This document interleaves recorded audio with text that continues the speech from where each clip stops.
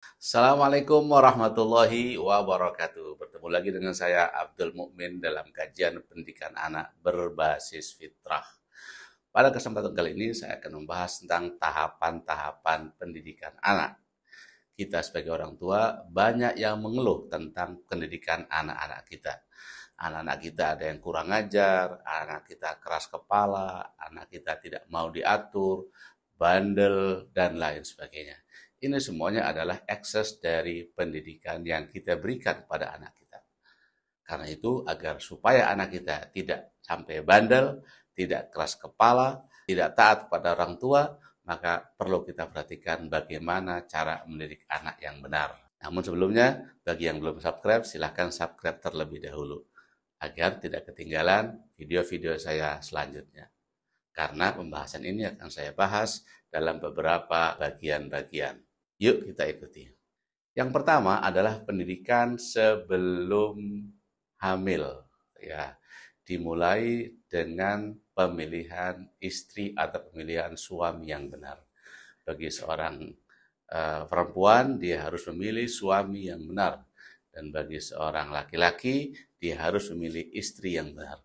Ini pertama kali pendidikan itu dimulai. Kesalahan dalam memilih pasangan hidup kita akan dapat berefek kepada pendidikan anak-anak kita.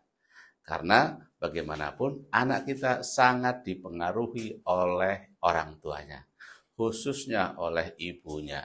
Karena dia akan berinteraksi dengan ibunya lebih banyak daripada dengan ayahnya. Hal itu karena anak sendiri kan sudah berada dalam ibunya, dalam perut ibunya minimal 9 bulan. Itu dia sudah berinteraksi dengan ibunya. Dan interaksi selama 9 bulan, memakan dagingnya, memakan darahnya, memakan makanannya, dan merasakan emosinya, itu tentu sangat berefek, tentu sangat berpengaruh terhadap kepribadiannya dan terhadap pendidikannya. Karena itu, pertama kali yang kita harus perhatikan dalam mendidik anak-anak kita adalah pemilihan pasangan. Dalam Islam, pasangan itu harus kufu, harus sepadan, artinya harus satu level, satu tingkatan, satu visi, satu pemikiran. Jangan sampai pasangan kita berbeda visinya, berbeda pemikirannya.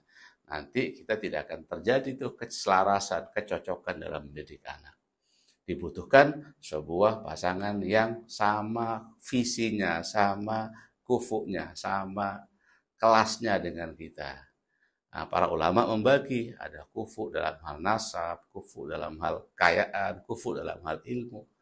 Jadi kalau menurut saya yang penting visinya sama, yang penting pemikirannya sama, sehingga tidak terjadi percekcokan atau perselisihan dalam mendidik anak.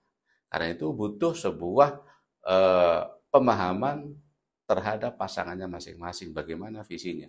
Perlu disamakan terlebih dahulu, bagaimana tujuan hidupnya, bagaimana cara mendidik anaknya. Ini yang paling penting dalam memilih seorang pasangan. Jadi harus punya padanan atau kesamaan dalam visi, itu yang pertama kali. Yang kedua adalah pilihlah pasangan yang solehah atau yang soleh, yang baik agamanya, yang baik akhlaknya, yang taat kepada Allah Subhanahu wa taala. Dalam firman Allah, "Fassolihatu qanitatun hafidhatun lil ghaibi bima hafidhallah." Perempuan-perempuan yang soleh adalah perempuan-perempuan yang taat beribadah kepada Allah Subhanahu wa taala dan menjaga harta suaminya ketika suaminya tidak ada di rumah. Jadi harus pilih pasangan yang soleh. Jangan dilihat dari fisiknya saja. Memang orang dalam memilih pasangan, dia memilih banyak banyak alternatif. Ada karena fisiknya, kecantikannya, ada karena hartanya, ada karena nasabnya, ada karena akhlaknya. Tetapi yang disarankan oleh agama, yang paling menjadi pilihan utama atau prioritas utama adalah karena agamanya, karena akhlaknya, karena kepribadiannya. Karena meskipun dia itu cantik, meskipun dia itu kaya, tapi kalau akhlaknya buruk, kepribadiannya buruk, agamanya juga buruk, maka kita tidak akan bisa mendapatkan kebahagiaan dalam rumah tangga. Rumah tangga ibarat neraka. Bagaimana tidak kita hidup dengan seorang 24 jam, jangan kita tidak suka dengan akhlak dan kepribadiannya. Jadi yang paling penting adalah memilih pasangan yang soleh dan soleha, berakhlak dan beragama. Itu yang kedua. Yang ketiga adalah pasangan yang memiliki keturunan yang baik. Ya, jadi minimal kita tahu bahwa dia itu memiliki keturunan yang baik. Kenapa demikian? Karena keturunan itu sangat mempengaruhi. Dalam sebuah hadis disebutkan al-irqu dassas. Keturunan itu sangat mempengaruhi kepribadian seorang. Nah, jika keturunannya itu keturunan-keturunan yang baik, orang-orang yang terpilih, orang-orang yang baik, yang soleh, maka insya Allah anaknya juga adalah soleh.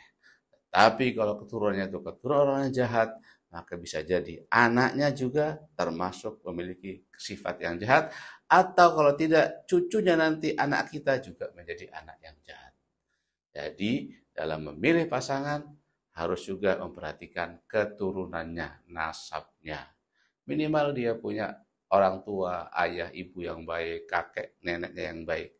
Insya Allah berarti kesananya juga baik. Ya, jadi pilihlah pasangan yang memiliki keturunan yang baik. Dan berikutnya baru memilih tentang masalah hartanya, memilih kecantikannya. Jadi itu prioritas-prioritas utama dalam memilih pasangan hidup kita. Yang ketiga adalah niat beribadah.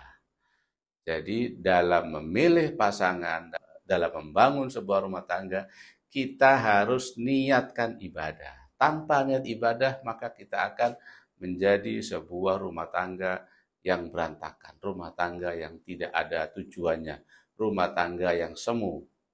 Seorang yang menikahi seorang perempuan hanya karena kecantikan dan ingin melampiaskan syahwatnya saja, maka itu setelah itu apa? Selesai akhirnya terjadinya perceraian. Karena kalau hanya untuk melampiaskan syahwat itu tidak akan ada habisnya. Tidak akan ada kepuasannya. Dia bisa jadi milih orang lain yang lebih cantik, milih perempuan lain yang lebih baik, dan lain sebagainya. Tapi kalau niatnya adalah ibadah kepada Allah Subhanahu wa Ta'ala, sama-sama ingin menjalankan perintah Allah, menjalankan perintah Rasulullah, sama-sama ingin menjaga diri supaya tidak maksiat, sama-sama ingin mendekatkan diri pada Allah Subhanahu wa Ta'ala, insya Allah perkawinannya menjadi langgeng karena dia punya pondasi yang kuat, yaitu ingin melaksanakan ibadah kepada Allah Subhanahu wa Ta'ala. Semua yang dibangun karena Allah Subhanahu wa Ta'ala insya Allah akan langgeng. Makana lillahi dama wattasal wa makana li ghairillahi inqata'a wan fasal. Semua yang dibangun karena Allah Subhanahu wa Ta'ala, karena ingin menyenangkan Allah Subhanahu wa Ta'ala, karena ingin mendekatkan diri pada Allah Subhanahu wa Ta'ala, itu pasti akan langgeng, pasti akan kekal. Tapi semua yang dibangun bukan karena Allah, pasti akan terputus, pasti akan tercerai-beraikan. Jadi kalau kita niat kawin hanya untuk mendapatkan harta benda, hanya ingin mendapatkan kedudukan, hanya ingin mendapatkan kecantikan, insya Allah perkawinan itu akan berhenti di tengah jalan, terputus karena pondasinya kurang kuat. Tetapi kalau kita niatkan karena ingin mendekatkan diri pada Allah Subhanahu wa Ta'ala, sama-sama ingin beribadah pada Allah Subhanahu wa Ta'ala, insya Allah kita akan melaksanakan rumah tangga itu dengan enak, dengan tentram, dengan sakinah, penuh dengan mawaddah warahmah, dan insya Allah akan menjadi keluarga yang langgeng. Dan inilah cikal bakal pendidikan bagi anak-anak kita.